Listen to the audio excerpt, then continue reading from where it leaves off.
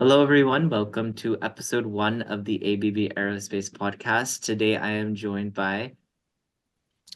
My name is David Studden, and Omar, thank you for having me on this session. Um, I love aviation. I love talking about aviation, and perhaps I talk a little bit too much about it. I'm currently based in the UAE, in Abu Dhabi. I'm from India, and the rest I'll let you either Google or LinkedIn me or whatever you want to do to find out more information. So you got my name, David, and the surname is Studden, Studden. Well, thank you for being with us, David. You've had a interesting career across many of the Middle Eastern airlines, Gulf Air and Qatar Airways, to name a few. And so I wanted to get your just how did you get into this industry? What brought you into aviation post university, and what were the driving factors behind the career choice?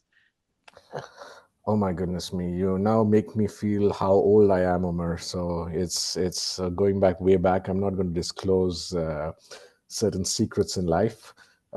In terms of age is one of them, but it's a good question. So I actually ended up in the industry, I think, by accident. Um, I was into computers, and in those days, you've got things like Foxbase, DBase, a lot of the stuff that you guys don't use any longer. So I used to love that. I used to love sitting in front of a computer, not talking to people, just typing in, writing programs and codes. And then one day s- saw this opportunity and I said, let's apply for it for a sales role in KLM. So I said, let's apply for it. I was not too hopeful that I would get it. And lo and behold, I got selected. I said, wow, that was surprising. And Hyderabad at that time, I'm from Hyderabad. Hyderabad at that time was a pretty backwater when it came to international flights. So, today you've got a lot of international flights into Hyderabad, but in those days you had to go via Mumbai. And of course, KLM and Northwest. I mean, for those of you who still remember Northwest Airlines, they actually merged with Delta. So we used to have one flight KLM, the next day used to be Northwest. So that was where I started with. And I think when I went to Amsterdam for the first time and I saw all those beautiful bluebirds over there, you fall in love. You can't help but fall in love. And I think from that day, that time onwards, aviation has been something that, I just couldn't leave. So it was a little bit by default. And then I realized, okay, talking to people is not too bad. Trying to sell them tickets to somewhere nice is not too bad as well. And when you get to see a lot of nice places yourself, you say, oh, there's no better industry than aviation. So that's how I started. So, what was your actual major in college?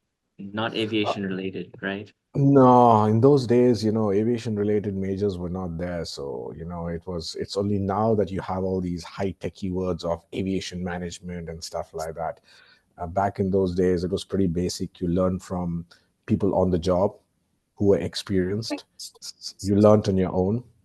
I remember there was one thing called Pass One. It used to be called Pass One for KLM. And at that time, you joined, you were sent to Amsterdam to do this sort of exam. If you failed, it was goodbye airline. If you passed, you stayed on with the airline.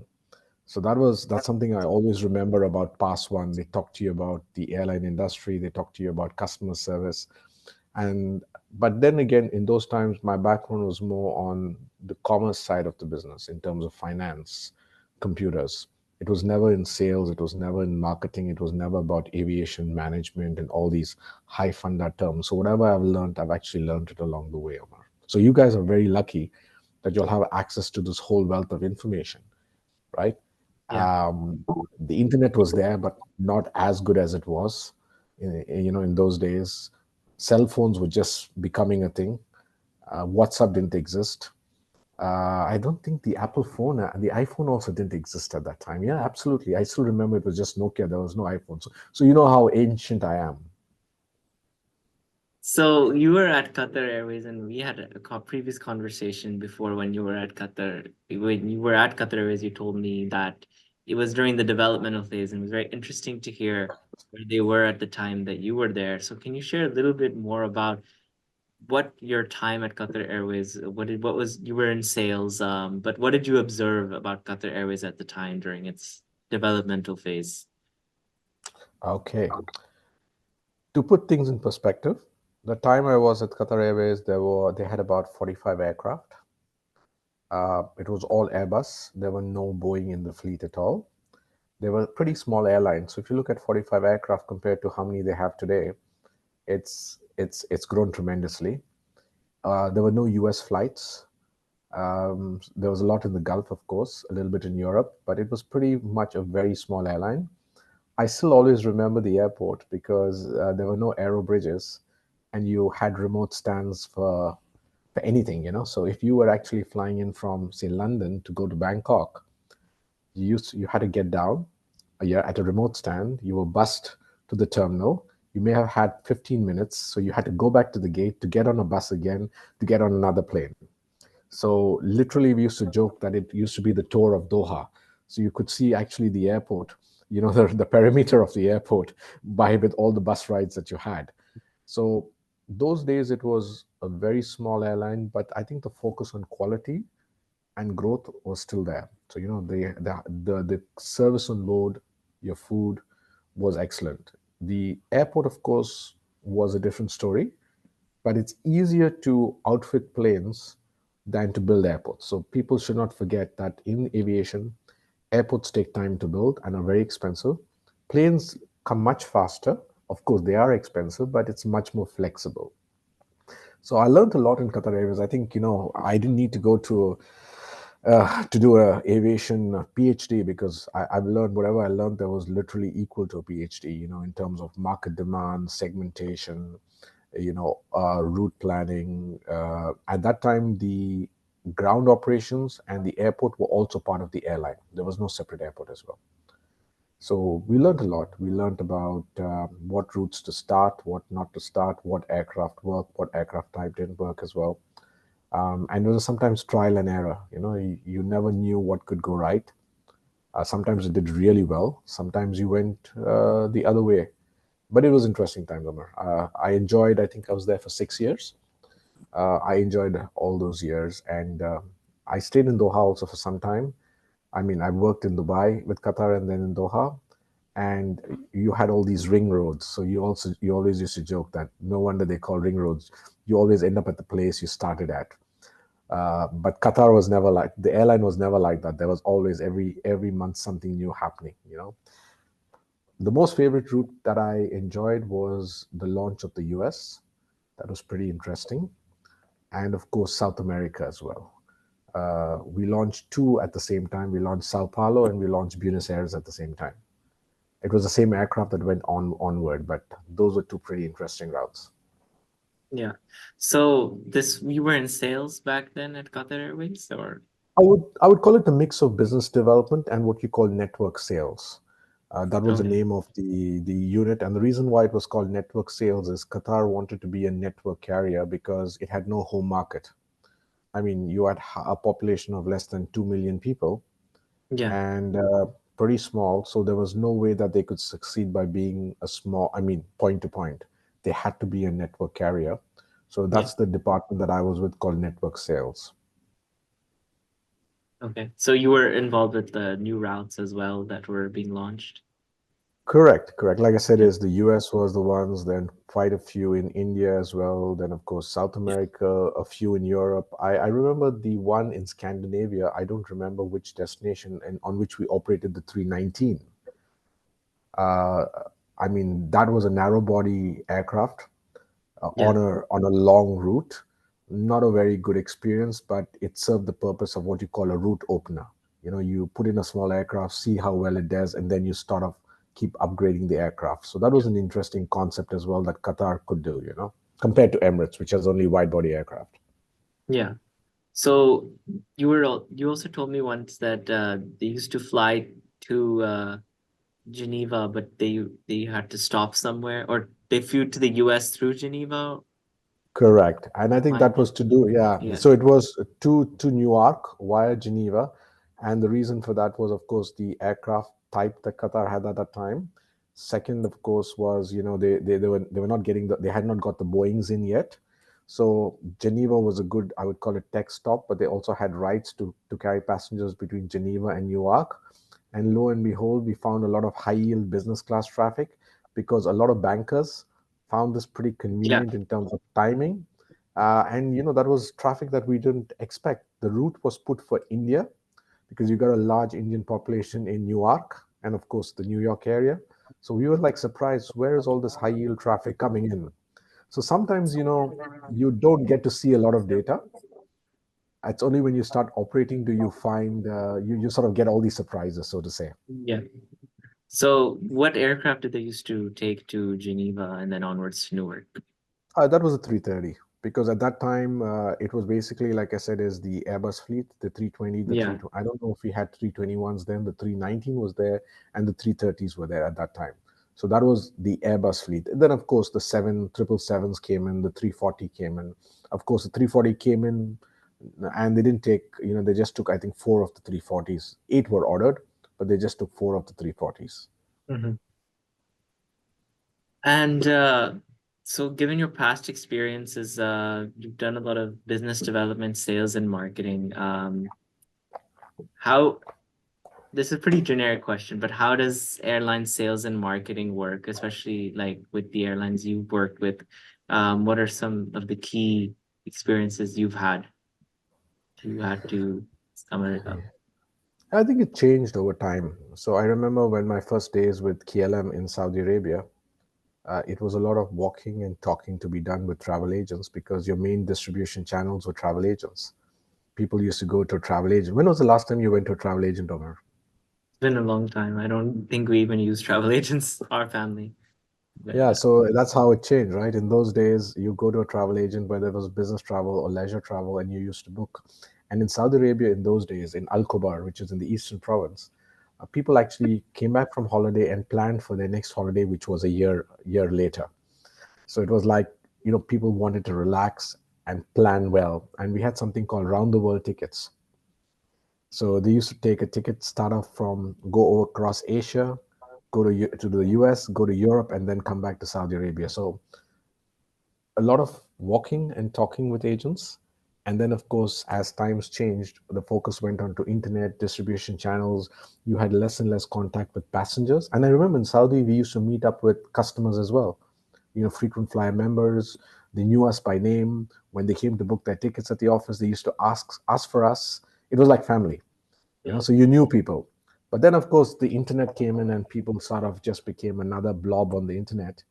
And that's when we, as sales slash business development slash whatever you want to call us, focused on how do we get those views online? How do we get our web pages, being the most viewed? How do we get all the likes on X and Twitter now? I mean, Twitter and X now. So the focus actually changed from that personalized experience to a more automated, data driven environment. But of course, brands have grown, right? If you look at Qatar Airways as a brand, hardly anyone knew about Qatar Airways maybe 10, 15, about 15 years ago, right? The same was with Emirates. And Emirates today is a global brand. Qatar is a global brand. Etihad is a global brand. So I think the brands grew with time, but it takes time. But just a point on the point of brand. So Riyadh is doing something different. Riyadh has actually created the brand even before the airline has flown a yeah, single. it was very shocking yesterday. They announced the partnership between Riyadh Air and Delta, an airline that doesn't even fly it has already made a partnership. I thought that was pretty interesting, but Correct. yeah, Yeah. their And approach that's seems to be yeah. very different. Different, correct. And I think it's a matter of necessity, perhaps. So while you're waiting for the aircraft to come, of course, the question is, what do you do with the time that you have in place? So I think I just did a quick analysis. There, the Delta one is a very interesting one because it gives them a lot of coverage in the US. They've signed one with Singapore Airlines as well. They've signed one with Air China. They signed one with Egypt Air, and I think it was China Eastern that they've also signed with. So they've signed with about, and of course they have an agreement with Saudia as well, which is their sister airline, the big sister or the big brother. Let me call it the big brother. So they've actually created this brand even before, like you said, the airline has actually taken flight. And that's a reality, right? But brands need a lot of money. Yeah, Airline brands need much more money, and that's the reason why it's a pretty costly business to build a brand. But once the brand is built, it's how do you maintain the brand? How do you still say, wow, Emirates or Qatar or British Airways, for example, or Air India as an example. So that's the challenge, I think, Omar, is how do you keep the brand alive? How do you keep growing the brand? How do you connect with your passengers? How do you connect Yeah. with your customers? Yeah. Yes. So what do you think the future looks like for, I mean, Riyadh there? How quickly do you think they're going to be able to start?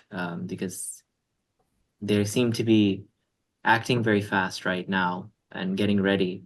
So do you think they'll be able to launch pretty quickly? I mean, Tony what's the Douglas, projected timeline? 2025, middle of Yes. 2025 is what Tony Douglas said, the CEO said that they would launch. So Yeah. I guess when you look at what's in place, uniforms are in place, the website is in place. I'm sure distribution channels are in place. What's not in place is the aircraft, maybe pilots and cabin crew, not yet, because I think they're going to start training them around about maybe September. So, but the plan is middle of 2025. The question is, how many aircraft can they start with, or will they start with? Is it going to be a pair, or is it, and which is the destinations that they would start? So what do you think? What do you think would be their first destination? Would it be domestic or would it be international? Sorry, I know it's your podcast, but I'm throwing back a question at you.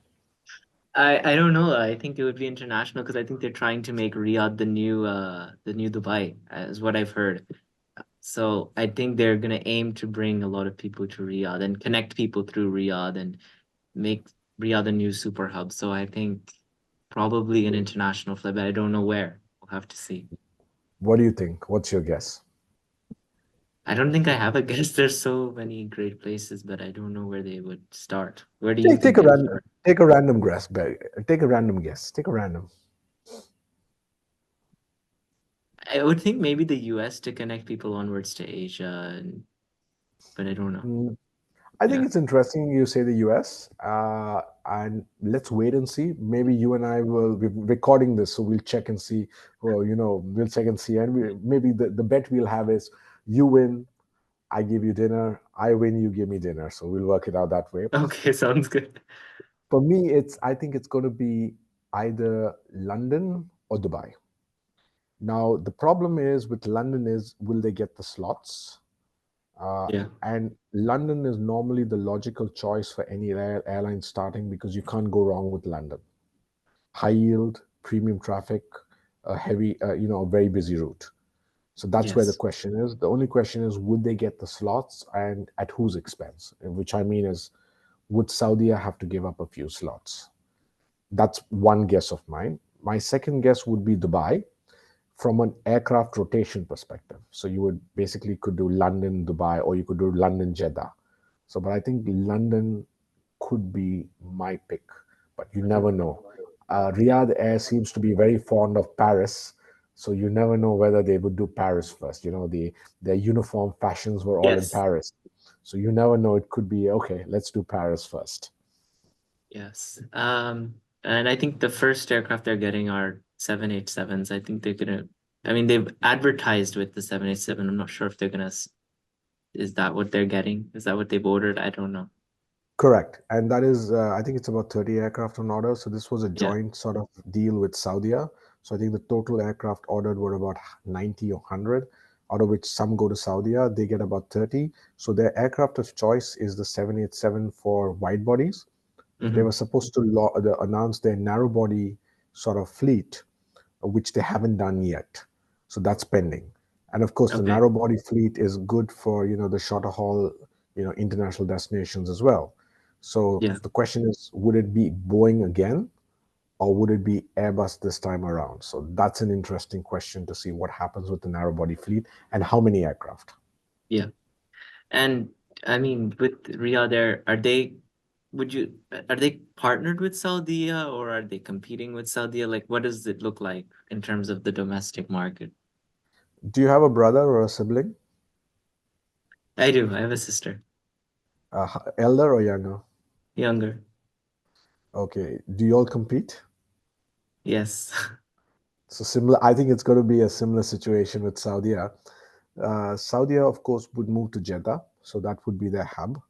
And again, it depends on what the strategy is going to be. Is Saudi going to be a lot of Hajj, Umrah, religious traffic focused, and move away from leisure destinations? For example, London. Would you still have Saudi operating to London as well as Riyadh Air, or would you just have Riyadh Air operating to London? So Saudi has a pretty good fleet. I think it's 100 plus aircraft. So the question is, will that happen, that they only focus on religious slash other routes and leave the leisure ones off and the high profile ones off to Riyadh Air? But then the question is there enough traffic from Jeddah to London for a direct flight? Then of Yeah. course it needs to be Saudi, correct? Because again, you don't want Riyadh splitting their hub. And it's got a, so that's an interesting question, Omar, to see Mhm. what would happen with Saudi. They of course will partner with Saudi. I'm sure they'll have a code share, which they already do. They sort of signed a collaboration agreement. Their first agreement was actually with Saudi, and I have a feeling that the first aircraft they get will not be their own. It'll actually be a Saudi aircraft that they will use to launch operations. It's like Emirates launched with the PIA aircraft, right? All those Yes. years ago, It's because said that the yeah, EK stands for Emirates through Karachi, but I don't know if that's just a rumor or it's true. But I mean, I would say let it be a secret, let it be a rumor, let it still be a little bit mysterious as well, correct? But the yeah. fact of the matter is that Emirates was launched by with the support of PIA in terms of aircraft, in terms of pilots as Yes. well, I think. So I have a similar feeling, strange feeling. So don't quote me on this. Don't to anyone listening out there, please. If I go wrong, delete this. If I go right, make a noise about it. That they could start with a Saudi aircraft. Yeah. And it's very interesting with Etihad Airways following their, because I was a loyal customer. I think our whole family was a loyal customer. Every year they used to fly from, we used to fly from Dallas every summer. It was a routine to Pakistan. And we'd rack up enough points to where we'd use it to upgrade to business class. And it was really sad the day Etihad left Dallas in 2018 was their last flight. And but recently they've had a big financial turnaround. They just reported their profit at the Hut did, and I looked over it, and it's definitely they've seen a lot of turnaround in the past few years. But I think a lot of people don't know about what happened with the Quasi Alliance and that failed strategy. So, can you give a little bit of background onto what happened with Etihad and where it is today? Okay, so as a matter of just to set the stage, airlines want to grow.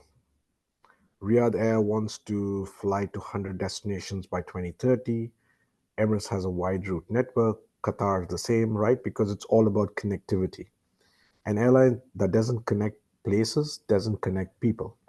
So, how do you grow as an airline? The only way you can grow is by growing your network. There are different ways you can do it. One is you can keep buying aircraft and trying to grow on your own. That's expensive and that takes time because, like Riyadh Air sees, they may have ordered aircraft, but Boeing has a big backlog. So you don't get them as quickly as you want. So that's Yeah. one strategy. Second strategy is, of course, you invest in airlines like Qatar has been doing, but not a majority stake. So you take a sort of 10%, 12%, So, and you have an alliance, you join an alliance like One World or Star or whatever. So Etihad, of course, the strategy was how do you grow quickly? Quickly. And I think the best solution was that how do I invest in an airline that I can get them to sort of work with me really closely in order to grow my network? And that's the reason why you have all these different airlines, Jet in India, Air Berlin, Alitalia, Air Seychelles, Air Serbia. There was one in Switzerland as well, I think. Yeah. That's a small regional carrier. Who else did I miss? Virgin Australia was there as well. So when they were able to sort of invest in these airlines then connected into Abu Dhabi. Most of them may have had just one flight, but Jet had quite a few flights. But they also gave Etihad a lot of feed in Europe. So when you had Air Berlin in Europe, they fed into Etihad's flights in Germany, for example. So it was a sort of strategy of growing quickly. But then again, I think we need to remember in life, sometimes we can't control the environment around us, and especially in aviation, they have this famous saying, if you're a billionaire and want to become a millionaire, then start an airline. All right, so you got a few billions, you lose a few billions along the way, and I think it was just bad timing, Omer, for Etihad. in terms of what happened with Air Berlin and Alitalia. So I think it was just bad luck, wrong timing Yeah. as well. Look, take an example, Jet Airways. If Jet Airways had lasted a little bit longer, the Indian market started booming right after COVID. So it would Yes. have done really well. But it's just a question of timing. That didn't work. So what did it had to do? It had to rationalize its fleet. It had to rationalize its growth plans, and it sort of had to shrink before you can grow again. So you've seen that now they started growing again, but in a more measured fashion. Yeah. Yeah, very thoughtful. Okay, do I really need to go here? And then grow like Boston. Give you an example of Boston. They started Yes. Boston with 4 flights a week. They found Boston was doing well, so they're now able to go to Delhi. So they didn't go Yes. to Delhi straight away, right? So they're being a more measured approach And I in think what it's they've also done. because of JetBlue, with their partnership with JetBlue. I think JetBlue is based out of Boston, so they're able to connect people to other places in the US through Boston. So I think that's also part of the reason that they've seen a lot of success with it as well. Correct. And the difference between this strategy is they don't have a financial commitment or financial relationship with JetBlue. They have a business relationship. So, Yeah. it's win-win for both parties. The problem is in the first instance of Etihad, they had a financial as well as a business relationship, and that's where things tend not to sort of do as well as they should. Yeah. And they took a majority stake, and that really affected obviously their airline when things went wrong on Correct. other side. Yeah. Correct. So, I mean, I don't know if they're ever going to come back to Dallas. That's always the question we have. They came in October to bring the Dallas Mavericks to Abu Dhabi for, I think it was, they have this partnership with the NBA. And so they brought the Dallas Mavs on a chartered flight, and everyone was really excited to see Etihad landing back in Dallas after so long. But it was just a charter flight. But I don't know. They named the flight Etihad 2024 and Etihad 2025. And so I don't know. We'll see if they come back to Dallas, but I don't know if they will be able to pull the demand because of the amount of airlines we have traveling to Dallas. But they've been able to do it in Boston. So it would be interesting to see if they choose some more US destinations to fly to, because it just depends, I guess, on the demand that they have. Correct. And I think right now they're mostly East Coast centered, whereas Yes. Qatar and Emirates are sort of west. They have on the west as well, and further down south as well. And I think it'll be interesting to see how the market pans out, because especially with Riyadh Air announcement. So it's Riyadh Air and Delta, Emirates and United, Qatar and American. The Yeah. one that's sort of left out, of course, the JetBlue relationship is there, but then JetBlue also has a relationship with Qatar as well. So, so JetBlue relationship for Etihad, but it doesn't have any of the big guys with them that can actually support them.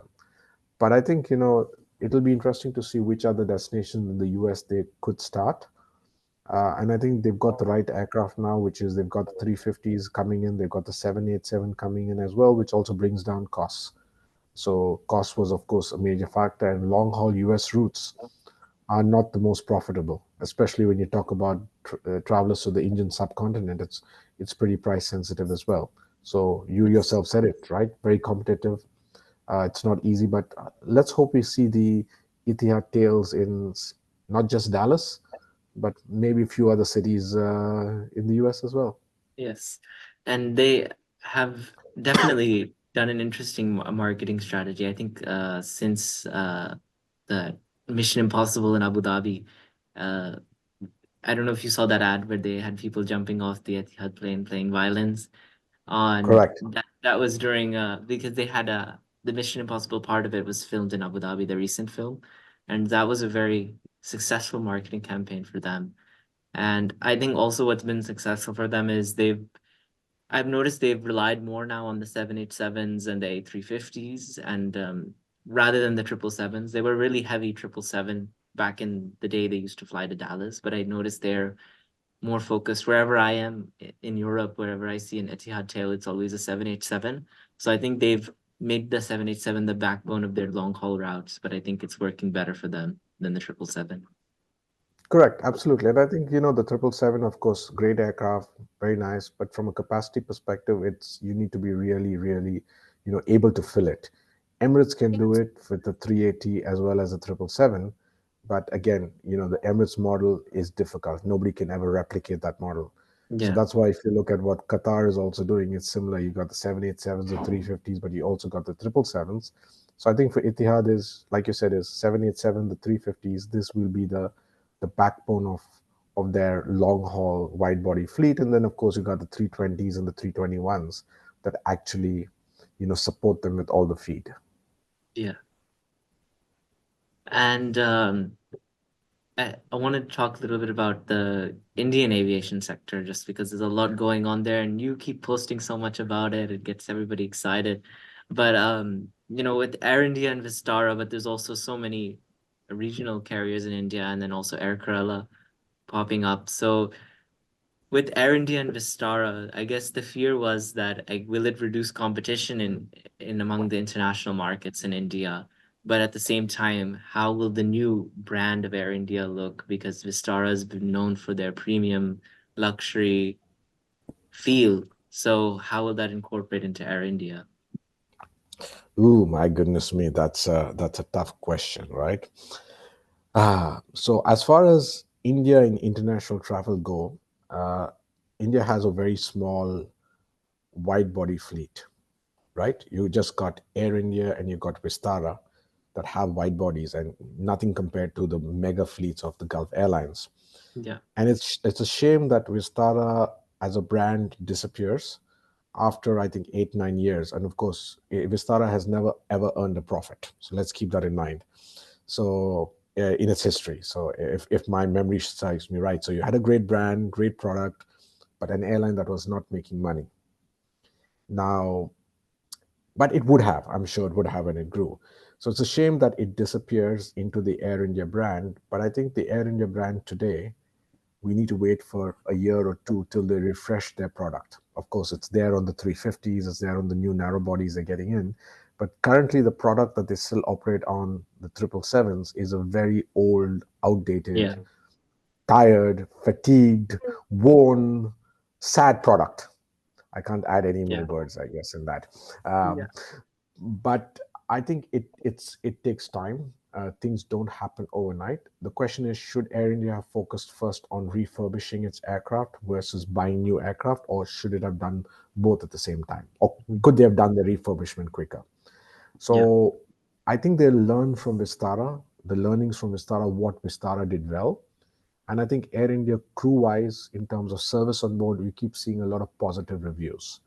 Where I see negative is that in flight is not working, the seat is has an issue, things like that. The challenge is the product, the hard product. So I think they'll learn from Vistara, they'll get it right, but I think we need to give them a year or two. And I think they yeah, also need to learn how to manage exceptional situations when there is weather related or things like that. How do you recover quickly? Because we Indians, and I use the word we Indians, we love complaining. So when something goes wrong, you'll find us being the most vocal people in the world. So that amplifies the effect as well. So that one incident, it becomes boom, boom, boom, boom, boom, bigger in terms of it, and that doesn't look good in spite of all the good work that's being done. So, but it's going to take time, and all I tell everyone is let's have a little bit of patience. I haven't flown personally Air India myself in a long time, not because I didn't want to, because wherever I wanted to go, you never had Air India flying. And remember, we spoke. If you want somebody to choose an airline, they need to fly to the place that you want to go to or the yeah. way you're from. Like you in Dallas, right? The airline stops flying. What happens? You forget about the airline. Yeah, I mean, for 1 year we did stay loyal to Etihad after they stopped flying, and they still have the code share with American to this day. And so we went to London, and then went to Abu Dhabi, and then went to Lahore, just because we were still loyal to the airline. But then it became a little inconvenient connecting in London, and we were like, why are we, going to one extra place when we can Correct. just go? So that's after 1 year of flying Etihad after they left Dallas, then we switched back to Qatar, and then Turkish came, and then we became loyal to Turkish. So Oh, so yeah. So see, it's how it is, right? That's what it is. And I think that's the thing with Air India. The more they can improve their route network, the more they improve their product, that's when people become loyal. But you need to be consistent. because then you lose loyalty. I mean, you've flown Etihad for a year after that, but then you say, oh no, you know what? I've got better options. I've got more convenient options. People want convenience. Travel is about Yeah. convenience. I mean, I would love to do and say, oh, I'm going to take 4 flights, 4 connecting flights because I like travel. Yeah, but you won't enjoy it because you at the end of that, you're going to be very tired. Yeah. So, but it's very interesting to see what's going on in India and also with Air Kerala. So, in the domestic market, I wanted to get more of your insights on what do you think the domestic market looks like for India because there's a new airline popping up and there's a lot of great connectivity within India, especially. Correct. One of my previous bosses, his name is Manoj Chako. He was with Emirates, he was with KLM, he was my boss at KLM, he was with Emirates for quite a long time. He was with Kingfisher as well. He started his own domestic airline called Fly 91. They operate ATRs out of Goa. So it's a pretty nice place to live in, Goa. And of course, ATRs is not, people normally think of jet engines and things like that. They don't normally think of propeller engines, but practically speaking, propeller driven aircraft are much more, I would call it, logical for a lot of small cities that Yeah. need to be connected. So what are you going to see in India? Of course, you're going to see Indigo. Indigo is 60% of the market share. They will keep growing. There are plenty of aircraft to keep growing. Of course, they're going to go international as well with their wide body aircraft as well. Am I right? It's the Yes. 350s. So it'll be interesting to see what Indigo does with their 350s. Are they still going to be low cost long haul? Or are they going to be low cost for the domestic and whatever for the international sector? And then of Right now, course they express. fly to the Gulf and Istanbul, but they have a unique partnership with Turkish Airlines. 'Cause I saw a lot of Indian students when I was studying in France, in Uh-huh. Lyon, connecting with. So they came from India on Indigo, and then they went on Turkish Airlines to France or wherever they were studying. And it was very interesting to see that Turkish Airlines has a partnership with Indigo and with Air India because they're already part of the Star Line. So I was very interested to see why would Turkish Airlines want to partner with another Indian carrier when they already have Air India. Correct. And I think the agreement, the sort of thing they have with Turkish Indigo is was to test the international market. So how would a wide body, low cost work on the international market?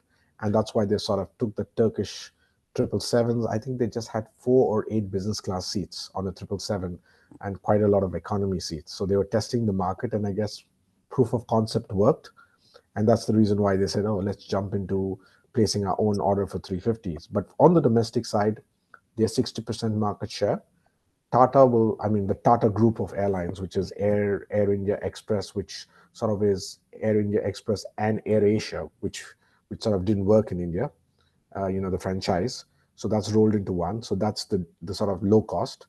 Then of course you've got Air India and Vistara today. So they're going to sort of focus on domestic markets, but again, they're going to look at the big cities. Then you're going to get all these smaller airlines like Fly 91, Air Kerala, for example. I recently flew an airline called Star Air. I think they've got about 10 to 12 aircraft. Pretty nice, good service, connecting small cities. So that's what's going to happen. Domestic is going to grow. India is going to be one of the biggest growth markets when it comes to domestic travel. International is going to take a little bit more time in terms of Indian carriers sort of fighting or taking their fair bit of the pie from the other international carriers, including Turkish as well. So it'll be interesting times, Amar, but the question is, can the infrastructure cope, right? Is it able to grow fast enough? And are we being patient enough in terms of airlines? Look at Go Air. India is booming, but you've got airlines doing bad. SpiceJet, right? There's another airline in India, SpiceJet, did well in the past, but today, no, not so good. So it's a cautionary tale that even in growth, you need to be really careful on how you sort of operate, and you need to have really deep pockets. Yeah. Okay, so I think we're nearing the end. So I wanted to ask you before we end today's episode is for people like me that want to go into the commercial side of aviation, what would be your biggest advice for those considering a career in I don't know, marketing, sales, business development, any of the management positions in an airline in the commercial side? What would be your biggest advice to us college students? Okay, don't be stuck behind your computer. right? Looking at spreadsheets and numbers and figures and all those beautiful, lovely graphs. Don't do death by PowerPoint. Focus on what really makes aviation what it is. Go out, meet with people, learn from people, ask questions from those who've been in the industry. Roll your sleeves up, try and get as much experience you can on the ground in the airport. Of course, learn the business side of it as well, right? Learn the numbers, learn revenue management, learn all the forecasting, learn the brand. Do that. But don't forget what's the core part of airlines, right? What's the core part of the business? It's people. And whether it's about connecting with passengers, but also connecting with colleagues, in other areas of the business, I think that's important. Don't forget that. Yeah. That really makes a difference. And people want to share. People are willing to share. You need to ask. Most of us don't ask, correct? You are a slightly different sort of breed, Omar. You asked. You sort of reached out. A lot of kids don't do that. Yeah. So forget death by PowerPoint. Forget world records when it comes to meetings. Go out. Yeah. Well, thank you for being with us, David, and sharing your insights about your time in the aviation industry, and wishing you the best of luck with your future. And thank you for coming on today. Thank you so much, Amar, and wishing you also a bright and exciting future in the industry as well. I think, all the best, all success, and keep smiling. Thank you.